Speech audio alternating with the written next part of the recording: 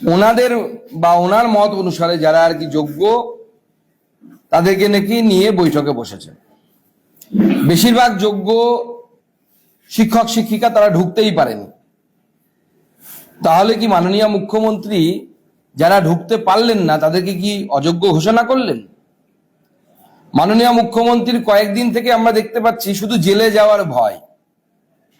উনি বারবার বলছেন আমাকে জেলে পাঠাতে পারেন। এর আগের দিন প্রেস কনফারেন্স করেছিলেন, তখনও বলেছিলেন জেলের কথা। এবারও প্রেস কনফারেন্সের ইস্যু আপনারাও শুনেছেন বা লক্ষ্য করেছেন, জেলে যাওয়ার কথা উনি বলেছেন। তার কারণ হচ্ছে আগামীকাল অর্থাৎ 8 তারিখে সুপ্রিম কোর্ট যে সুপার নিউমেরারি পোস্ট নিয়ে যে মামলা শুনবে, এদিনকার রায়েও কোর্ট পরিষ্কার বলেছে এই সুপার নিউমেরারি পোস্ট তৈরি করা হয়েছে অযোগ্যদেরকে বাঁচানোর জন্য। মাননীয় মুখ্যমন্ত্রী দাবি করেছেন তিনি ভুল করেছেন। ভুল না মাননীয় মুখ্যমন্ত্রী, এটা চুরি, দুর্নীতি, করাপশন, এটা ভুল নয়, পাপ। এবং সেটা সেই জন্যই বারবার প্রমাণিত হচ্ছে, কারণ যখন যোগ্য অযোগ্যদের তালিকা থাকা সত্ত্বেও আপনি সেই তালিকা বারবার দেননি। শুধু তাই নয়, যখন সুপ্রিম কোর্ট বলল যে অযোগ্যদেরকে বাতিল করতে হবে, সেই সময় আপনি সুপার নিউমেরারি পোস্ট ক্রিয়েট করলেন। আপনার ক্যাবিনেট বৈঠকে বসলো, বসে চুরি যারা করেছে তাদেরকে বাঁচানোর চেষ্টা করলেন। অতএব এটা ভুল নয়, এটা করাপশন, এটা পাপ। এবং এই পাপের জন্য আগামীকাল যে মামলার শুনানি হচ্ছে, ওই মামলায় আমি 100% আশাবাদী। ভারতবর্ষের বিচার ব্যবস্থার প্রতি আমার পূর্ণ আস্থা আছে যে আগামী দিনে আপনি এবং আপনার ক্যাবিনেটের লোকেরা, মন্ত্রীরা যারা এই সুপার নিউমেরারি পোস্ট ক্রিয়েট করেছিলেন তারা জেলের ভেতরে যাবেন। এবং আপনার আশঙ্কা সত্যি হবে যে ওম প্রকাশ চৌটালা যদি জেলে যেতে পারে, আপনিও জেলে যাবেন পশ্চিমবঙ্গের মুখ্যমন্ত্রী হিসেবে, ভারতবর্ষের দ্বিতীয় মুখ্যমন্ত্রী যিনি চাকরি বিক্রি করে, অর্থাৎ শিক্ষকের চাকরি বিক্রি করে জেলে যাবেন এবং রেকর্ড করবেন। মাননীয় মুখ্যমন্ত্রী নিজে বলছেন যে আগে যোগ্যদেরটা করে নি, তারপর অযোগ্যদেরটা দেখবো। মানেটা কি? এটা কি দেখবেন? আপনার কাছে নাকি প্ল্যান বি আছে? সেই প্ল্যান বিটা কি আমাদেরকে একটু খুলে বলুন, খোলাসা করে বলুন। নাকি প্ল্যান বি মানে এই যে তৃণমূল নেতাদেরকে টাকা দিতে হবে, দিলে পরে চাকরি আবার সবার কনফার্ম হয়ে যাবে? কি আপনার প্ল্যান বি? এই প্ল্যান বিটা জানা অধিকার তো পশ্চিমবঙ্গের লোকজনের আছে। আর এরা 2 বছরেরও বেশি সময় পেয়েছিল। মাননীয় মুখ্যমন্ত্রী এর আগের দিন প্রেস কনফারেন্স করে ডাহা মিথ্যে কথা বলেছে যে যোগ্য অযোগ্যদের নাকি ভাগ করার নাকি সময় উনি পাননি। 2 বছরেরও বেশি, এক্স্যাক্টলি মনে হয় 2 বছর 6 মাস, মানে 2.5 বছর সময় পেয়েছিলেন যোগ্য অযোগ্য আলাদা করার জন্য। কিন্তু উনি যোগ্য এবং অযোগ্য আলাদা করেননি। উনি সবসময় চেয়েছিলেন যে পুরো বিষয়টা যেন ঘেটে যায়, কোনোভাবে যেন চাল এবং কাকর এই দুটোকে যেন আলাদা করা না যায়। তাহলে পরে অন্যের ঘাড়ের উপর দিয়ে, অর্থাৎ অযোগ্যদেরকে যোগ্যের ঘাড়ের উপর দিয়ে পার করে দেওয়া যাবে। আর পার করাটা কেন জরুরি?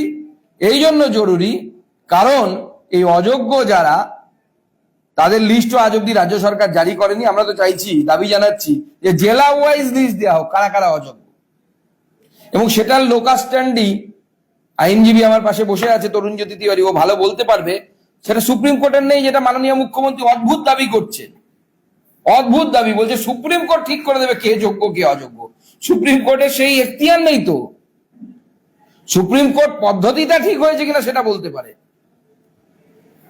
কে যোগ্য কে অযোগ্য এটাকে বেছে দিতে পারে হচ্ছে কমিশন, অর্থাৎ স্কুল সার্ভিস কমিশন, যারা নির্দিষ্ট পদ্ধতি এবং নিয়ম অনুসারে স্কুল সার্ভিস কমিশন রিক্রুটমেন্ট করেছে তারা। অন্যরা করতে পারে না, অন্যদের সেই অধিকারও নেই। সুপ্রিম কোর্ট সেটার উপরে বলতে পারেন যে আপনারা সঠিক পদ্ধতি অনুসরণ করেছেন কি করেননি। যেটা সুপ্রিম কোর্ট পরিষ্কারভাবে বলে দিয়েছে যে এই যে নির্বাচন বা এই যে প্রক্রিয়া, নিয়োগ প্রক্রিয়া, এই নিয়োগ প্রক্রিয়ার মধ্যে একাধিক গন্ডগোল আছে। এবং সেই গন্ডগোল সম্পর্কে সুপ্রিম কোর্ট যে সমস্ত শব্দবন্ধ ব্যবহার করেছে, অন্য মুখ্যমন্ত্রী হলে লজ্জায় 2-3 দিন মুখ দেখাতে পারতেন না। পুরো কভার আপ করা হয়েছে, এই ধরনের শব্দ ইউজ করেছে মহামান্য আদালত। এবং মহামান্য আদালতের সামনে বারবার প্রমাণিত হয়ে গেছে যে তৃণমূল কংগ্রেসের এই সরকারটা সম্পূর্ণভাবে অযোগ্য। আজ মুখ্যমন্ত্রী রেগে গেলেন। যারা প্রশ্ন করছিলেন চাকরি প্রার্থীরা, তাদের কথা শুনে, তাদের প্রস্তুতি শুনে মাননীয় মুখ্যমন্ত্রী পুরো দমে রেগে গেলেন এবং তিনি মেজাজ হারালেন, বলে সংবিধানে অধিকার আছে আমার বলার, শুনতে হলে শুনুন, না হলে চলে যান। আরে পশ্চিমবঙ্গবাসী তো আপনারই শুনছে, আপনারই মুখ দেখছে, প্রত্যেক কোনায় কোনায় মুখ, আপনার মুখ। আর আমি আজকে অদ্ভুত ভাবে দেখলাম এই কাণ্ডের যে মূল কারিগর, আপনার পার্টির যিনি আগামী ভবিষ্যৎ, আপনার ভাইপো আজকে আপনার সাথে নেই, আপনার পাশে নেই। সে তো আপনার পাশে বসে থাকতে হতো। আমরা তো সেই কাকুর রেকর্ডিং শুনেছি, কে কত ভাগ নেয়, পার্থ লোভী, ওকে 25 দিতে হবে, মাছ ভাগ হওয়ার মতো। আগে গ্রামে গঞ্জে ছোট জলা যখন থাকতো, ওই জল ছেঁচে ফেলে দিত গ্রামের লোকেরা, তারপরে মাছ ভাগ হতো, কে কারা কারা জল ছেঁচেছে তাদের মধ্যে। সেরকম দেখতে পাচ্ছি চাকরির টাকা ভাগ হচ্ছে, কেউ 25 লাখ, কেউ 25 কোটি, লাখে বলি, আমাদের লাখের বেশি স্বপ্নই যায় না, তৃণমূল নেতারা তো কোটি থেকে শুরু করে, কেউ 25 কোটি, কেউ 20 কোটি। সেখানে তো অভিষেক বলে একটা নাম এসছে বারবার। সে অভিষেকটা কে? অভিষেক ব্যানার্জি, না অভিষেক চ্যাটার্জি, না অভিষেক বচ্চন? নিশ্চয়ই কালীঘাটের কাকু অভিষেক বচ্চনকে 20 কোটি টাকা দিতে যাবেন না। কাকে টাকা দিতে গেছিলেন? কাকে টাকা দেওয়ার কথা বলা আছে? তো তিনি নেই কেন আজকে? তাকে তো সামনে থাকা উচিত ছিল। মাননীয় মুখ্যমন্ত্রী স্পষ্ট হয়ে গেছে, এবং এটি আমি ভারতীয় জনতা পার্টির রাজ্য সভাপতি হিসেবে বলছেন, একজন মাস্টারমশাই হিসেবে, একজন শিক্ষার সাথে জড়িত ব্যক্তি হিসেবে আমি পরিষ্কার বলছি, এই গোটা পদ্ধতিটাতে প্রমাণিত হয়ে গেছে যে আপনার সরকার চোর, তারা চুরি করেছে, এবং এই চুরির জন্য আপনার এবং আপনার মন্ত্রিসভার জেলের ভেতরে থাকা দরকার। জেলের বাইরে থাকার আপনাদের যোগ্যতা নেই। এবং আমি বলছি, মাননীয় মুখ্যমন্ত্রী যাদের সামনে ললিপপ ঝোলাচ্ছেন, বলছে আপনারা স্কুলে যান, গিয়ে ভলেন্টিয়ারি সার্ভিস দিন, ভলেন্টিয়ারি সার্ভিস দিয়ে পড়ান। আগে রাজ্যের মন্ত্রিসভাটাকে বলুন ভলেন্টিয়ারি করে দিতে, তারা আগে ভলেন্টিয়ারি সার্ভিস দিন, জেলের ভেতরে থেকে সার্ভিস দিন, দেশের কাজে লাগবে। ওখানে গিয়ে যাতা পুষবেন, তাতে কাজে দেবে আপনারা এবং আপনাদের এই চোর মন্ত্রিসভা। এবং সেই জন্য আমি বলছি, এই যে যোগ্য অযোগ্য, যতদিন এই চোরেরা বসে থাকবে ততদিন পর্যন্ত বারবার এই ধরনের সমস্যা হবে। এবং এটা সবে কলির সন্ধে, এরপরে একটার পর একটা দুর্নীতি সামনে আসবে। প্রাইমারি কেস ঝুলে আছে, আজকে একজন বিচারপতি ভয়ে সরে গেছেন, শুনতে চাননি। কতদিন এইভাবে টালবাহান হবে? আগামী দিনে শোনা হবে আবার কিছু লোকের চাকরি যাবে। সেজন্য গোড়ায় গলদটাকে চিনুন। গোড়ায় গলদ হচ্ছে একটা অযোগ্য লোককে আমরা বসিয়ে রেখেছি পশ্চিমবঙ্গের সিংহাসনে, সেই জন্য তিনি বাঁচতে পারছেন না কে যোগ্য কে অযোগ্য। অযোগ্য লোক যখন বসে তখন এই ধরনের ঘটনা ঘটে। বাংলার মানুষ ভুল করেছে, এই ভুল শুধরানোর সময় এসে গেছে। এই মুখ্যমন্ত্রীর পদত্যাগ আমরা দাবি করছি, পদত্যাগ। এবং এই মুখ্যমন্ত্রী আগামী দিনে, আমার পূর্ণ বিশ্বাস আছে, পূর্ণ আস্থা আছে ভারতবর্ষের বিচার ব্যবস্থার প্রতি। আগামীকাল যখন মহামান্য আদালত সুপার নিউমারি পোস্ট নিয়ে শুনতে শুরু করবে, একের পর এক কেচ্ছা কেলেঙ্কারি বাইরে আসবে এবং এই মুখ্যমন্ত্রী জেলের ভেতরে থাকবে, এছাড়া কোনো এর সুরাহা নেই। তাই আমি চাকরি প্রার্থী যারা চাকরিতে ছিলেন, যাদের চাকরি বাতিল হয়েছে, তাদের মধ্যে থেকে অনেকেই যোগ্য আমরা জানি, কিন্তু এই সংখ্যাটা এক্সাক্ট কত সেটা আমরা এসএসসি চেয়ারম্যান এখন কি সিদ্ধার্থ মজুমদার আছেন, তার আমরা ইন্টারভিউ দেখেছি কলকাতার একটি বিশিষ্ট চ্যানেলে। সেখানে তিনি বলছেন যে আমরা পরিষ্কার করে বলতে পারবো না কতজন যোগ্য কতজন অযোগ্য। এবং এরা চুরি করে, প্রমাণ ছাড়া তো চুরি করে না। নিশ্চয়ই ওএমআরসি কারো না কারো কাছে লুকিয়ে রাখা আছে, মিরর ইমেজ কারো না কারো কাছে কোথাও লুকিয়ে রাখা আছে। আমরা চাকরি প্রার্থীদেরকে বলবো, যারা যোগ্য তারা আপনারা দাবি করুন, এই সরকারের উপর প্রেশার দিন যে যেখান থেকে হোক আপনারা এই ওএমআর শিট বের করার ব্যবস্থা করুন, অর্থাৎ তাদের মিরর ইমেজ যদি থাকে সেটা বের করার ব্যবস্থা করুন। আজকে আপনি সিবিআই এর ঘাড়ে দোষ দিচ্ছেন, সুপ্রিম কোর্টের ঘাড়ে দোষ দিচ্ছেন। কোর্ট, ভারতবর্ষের অ্যাপেক্স কোর্ট, তাকে আপনি কন্টেম্প করছেন, কোর্টের রায় মানি না বলছেন। মাওবাড়ির আবদার নাকি? ভারতবর্ষের সংবিধান মানবেন না, ভারতবর্ষের সুপ্রিম কোর্ট মানবেন না, আর মধু খাবেন ভারতবর্ষের, এটা তো চলতে পারে না। মাওবাড়ির আবদার করতে গেলে বাংলাদেশে যান, ওখানে গিয়ে মাওবাড়ির আবদার করবে।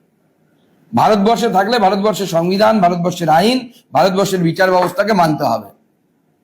তাই মাননীয় মুখ্যমন্ত্রী কথায়, চাকরি যারা হারিয়েছেন তারা বিভ্রান্ত হবেন না।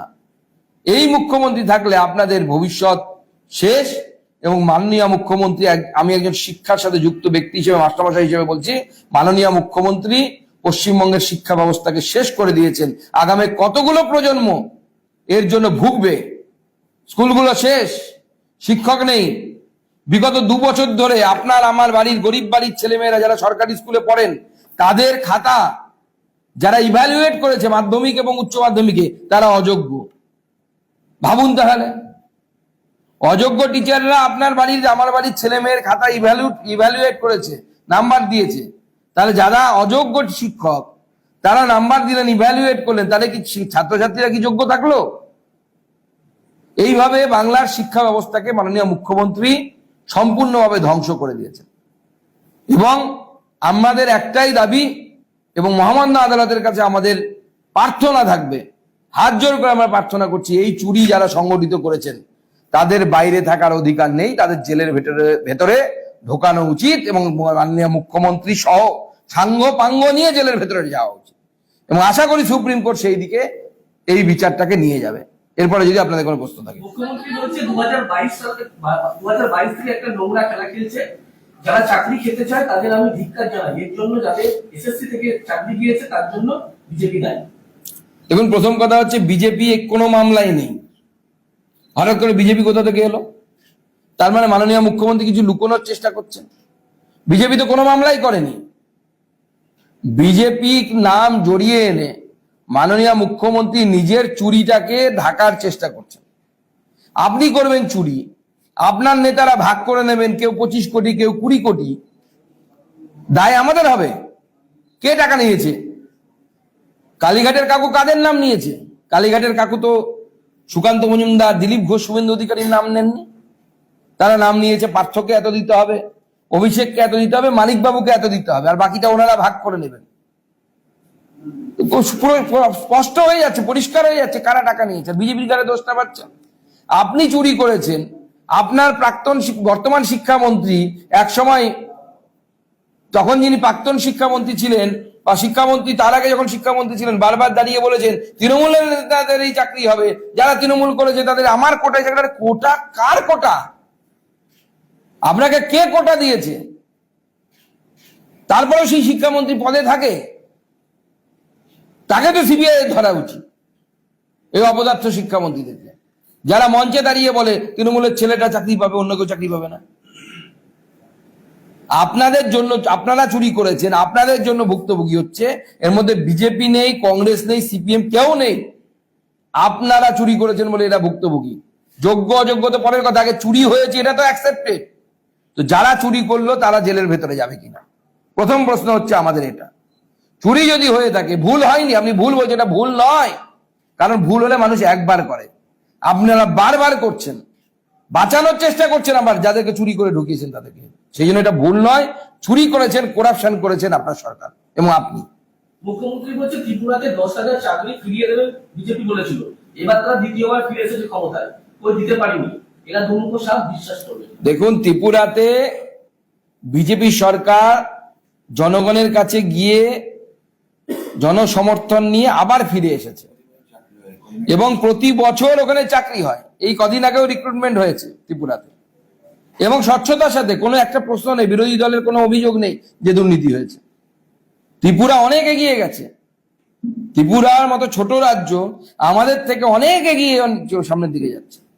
আপনার প্রতি ক্ষেত্রে দুর্নীতি, দুর্নীতি ছাড়া কিছু নেই।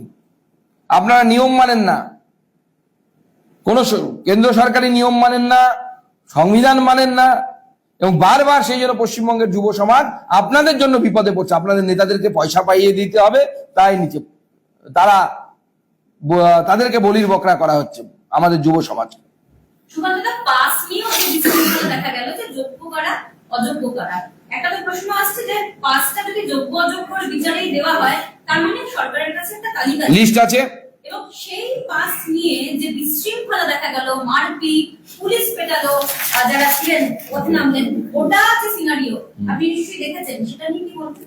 দেখুন, আমাদের কাছে খবর যে প্রথম কথা হচ্ছে যে যদি পাস দেয়া হয়, মাননীয় মুখ্যমন্ত্রী বলেছেন আজকে আমি যোগ্যদেরকে নিয়ে বসেছি, তার মানে যোগ্যদের লিস্ট ওনার কাছে আছে।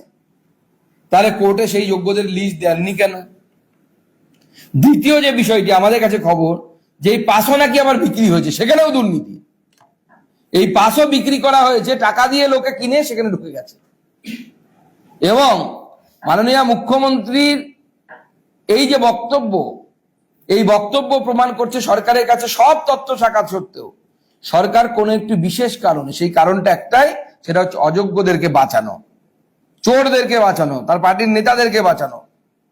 এবং যারা এখন অযোগ্য হয়ে গেলেন, যারা টাকা দিয়েছেন, এরা তো শুধু টাকা দিয়েছে তা তো নয়, কয়েক লক্ষ মানুষ আরো টাকা দিয়েছে, যাদের নামই আসেনি লিস্টে। তারা অপেক্ষা করে বসে আছে, পাড়ার দাদাটা, তিনো দাদাটা আমাদের টাকা ফেরত দেবে।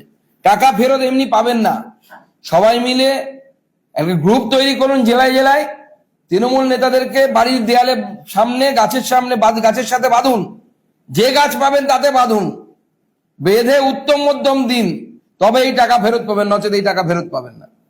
যোগ্যদের চাকরি থাকবে 2 মাসের মধ্যে, যোগ্যদের চাকরি থাকবে দুদিন ধরে ঘোষণা মুখ্যমন্ত্রী, নোটিশ না পাওয়া পর্যন্ত স্কুলে যেতে পরামর্শ।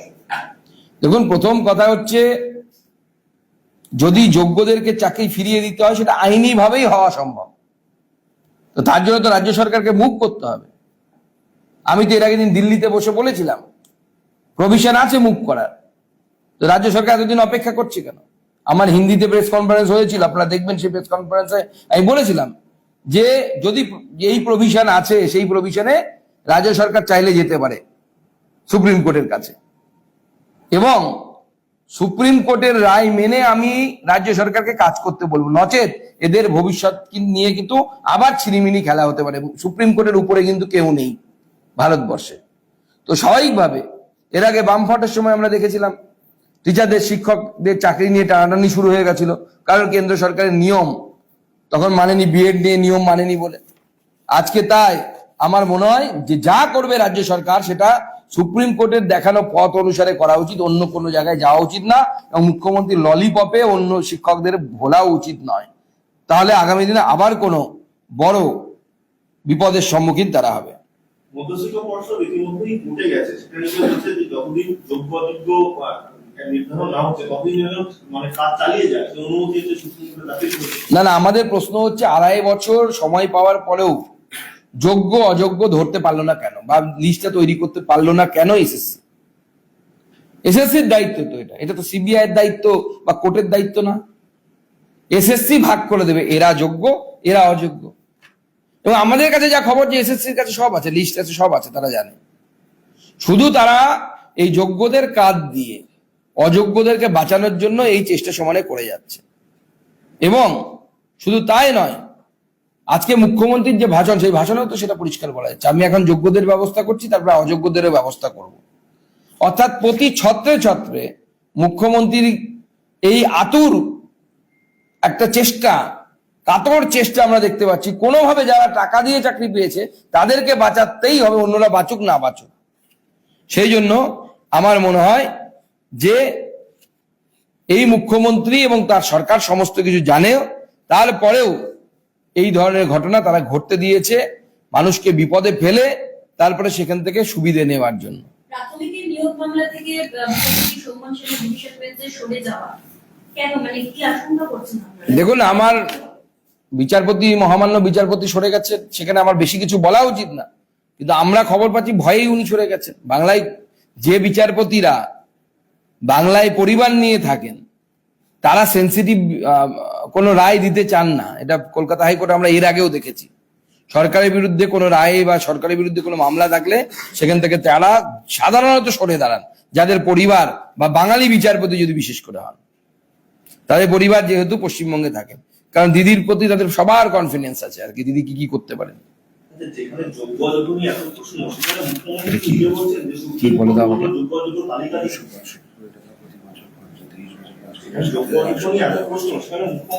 বলছেন যে সুপ্রিম কোর্ট যোগ্য অযোগ্য তালিকা সুপ্রিম কোর্ট, আমি আগেই বলেছি, সুপ্রিম কোর্টের দেয়ার এখতিয়ার নেই তো। সুপ্রিম কোর্ট এটা তৈরি করতে পারে না কে যোগ্য কে অযোগ্য, কে নির্ণয় করতে পারে না।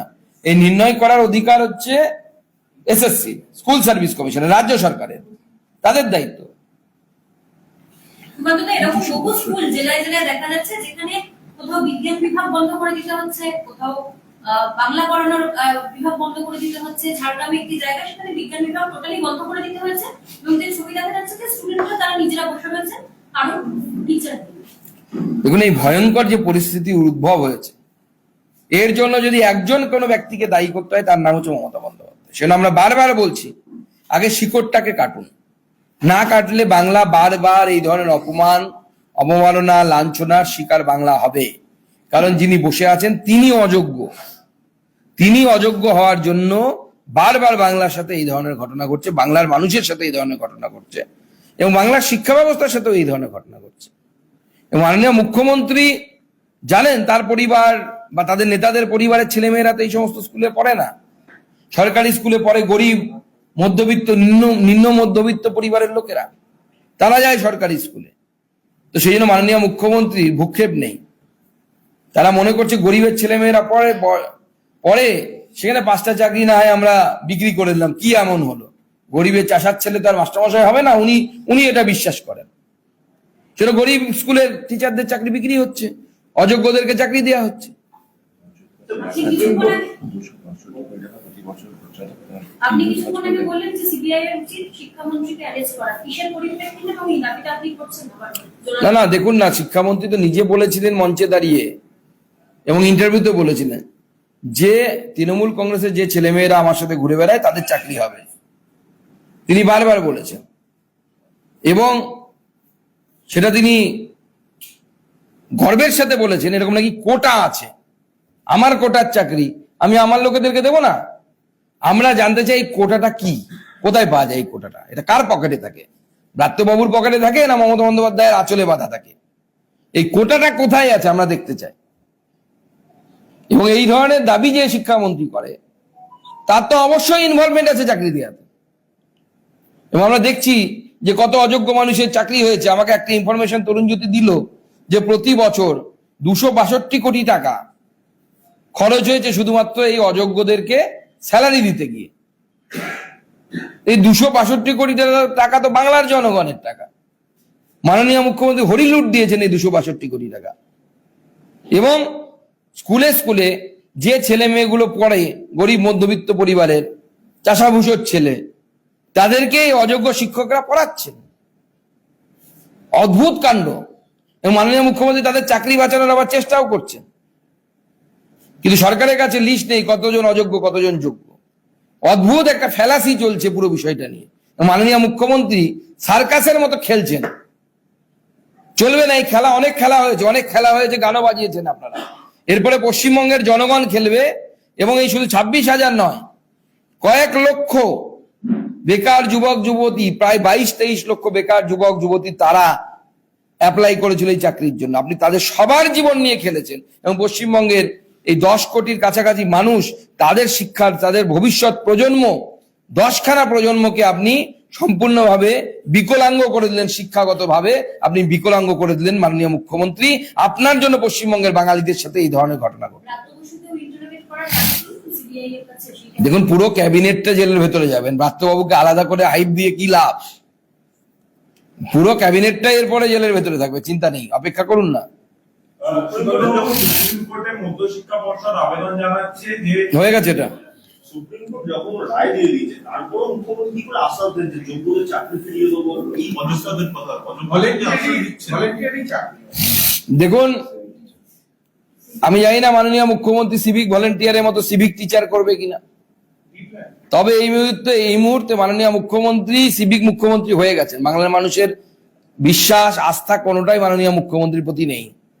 উনি যতই ঘোরানোর চেষ্টা করেন এদিক করে ওদিক দিয়ে, কখনো হয়তো ওয়াক অফ নিয়ে, কখনো রামনবমীতে ছোটখাটো একটা হামলার ঘটনা ঘটিয়ে দিয়ে, কখনো নিজের লোকেদেরকে নতুন করে রাম ভক্ত করে দিয়ে হনুমানের মতো লাফাতে লাফাতে তারা রামনবমী করবে বলে নেমে গেছে। যতই হয়ে চেষ্টা করুন না কেন, বাংলার মানুষ আর ভুলছে না। বাংলার মানুষ বুঝে গেছে দিদি তুমি কি জিনিস, এবং 26-এই দিদি হবে ফিনিশ। আচ্ছা, আপনাদের এক্সাইডের ওখানে বিজেপি যুবমোর্চা একটা প্রোগ্রাম চলছে, সেখানে ধরপাকড় চলছে। আপনাদের সঙ্গে সাংবাদিকরাও পুলিশের কাছে কথা বলতে, সাংবাদিকরাও সেখানে রীতিমতো পুলিশের সঙ্গে বচসা হয়েছে এবং কলার পর্যন্ত। দেখুন, এই গণতন্ত্রের চতুর্থ স্তম্ভের উপর আক্রমণ তখনই শাসক দল করে যখন শাসক দল বুঝতে পারে যে তার সময় ঘনিয়ে এসেছে। বিগত কয়েক মাসে বেশ কয়েকবার বা কয়েক বছরে বলা ভালো, বিভিন্ন হাউজের সাংবাদিকদের উপর হামলা হয়েছে, পুলিশি অত্যাচার হয়েছে, অ্যারেস্ট ওয়ারেন্ট বেরিয়েছে। মনে করে দেখুন, সিপিএম এর যখন শেষ সময়টা চলে এসেছিল, সিপিএমও এই ধরনের কার্যকলাপ করত। এটা একটা ইন্ডিকেশন যে মমতা বন্দ্যোপাধ্যায়ের সরকারে চলে যাওয়ার সময় এসে গেছে।